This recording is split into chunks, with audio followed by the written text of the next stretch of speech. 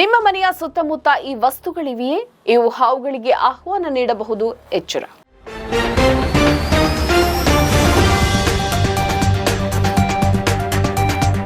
ಸಾಮಾನ್ಯವಾಗಿ ಹಾವಿನ ಹೆಸರು ಕೇಳಿದರೆ ಸಾಕು ಹೆಚ್ಚಿನವರು ಭಯದಿಂದ ನಡುಗುತ್ತಾರೆ. ಹಾವನ್ನು ಕಂಡ್ರೆ ಯಾರಿಗೆ ಭಯವಿಲ್ಲ ಎಂಬ ಗಾದೆ ಮಾತು ಸುಮ್ಮನೆ ಬಂದದ್ದಲ್ಲ. ಹಾವಿನ ವಿಷವು ಮಾನವನ ನರಮಂಡಲದ ಮೇಲೆ ತೀವ್ರ ಪರಿಣಾಮ ಬೀರುತ್ತದೆ ಮತ್ತು ಕೆಲವೇ ನಿಮಿಷಗಳಲ್ಲಿ ಪ್ರಾಣಾಪಾಯವನ್ನ ಉಂಟು ಮಾಡಬಹುದು.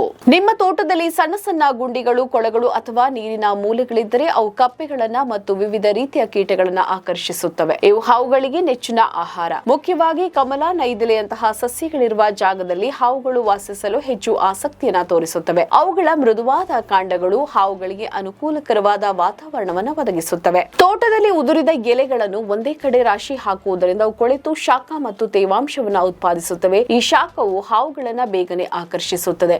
ಅಷ್ಟೇ ಅಲ್ಲದೆ ಇಂತಹ ರಾಶಿಗಳು ಇಲಿಗಳಿಗೆ ಮತ್ತು ಕೀಟಗಳಿಗೆ ಆವಾಸ ಸ್ಥಾನವಾಗಿ ಬದಲಾಗಿ ಅಂತಿಮವಾಗಿ ಹಾವುಗಳಿಗೆ ಹಬ್ಬದೂಟವನ್ನ ಸಿದ್ಧಪಡಿಸುತ್ತವೆ. ಕೆಲವು ರೀತಿಯ ಸಿಹಿ ಮತ್ತು ತೀವ್ರವಾದ ವಾಸನೆ ಬರುವ ಮಲ್ಲಿಗೆ, ಚೆಂಡು ಹೂವು, ಸಂಪಿಗೆನಂತಹ ಗಿಡಗಳು ಅವುಗಳನ್ನ ಆಕರ್ಷಿಸುತ್ತವೆ ಎಂಬ ನಂಬಿಕೆ ಇದೆ. ವಾಸನೆಯ ಬಗ್ಗೆ ಸೂಕ್ಷ್ಮವಾಗಿರುವ ಹಾವುಗಳು ಈ ಸುಗಂಧದ ಕಾರಣದಿಂದಾಗಿ ನಿಮ್ಮ ಮನೆಯ ಪರಿಸರಕ್ಕೆ ಬರುವ ಸಾಧ್ಯತೆ ಕೂಡ ಇದೆ. ಎಚ್ಚರಿಕೆಯಿಂದ ಇದ್ದರೆ ಇಂತಹ ಅಪಾಯಗಳನ್ನು ತಡೆಗಟ್ಟಬಹುದು.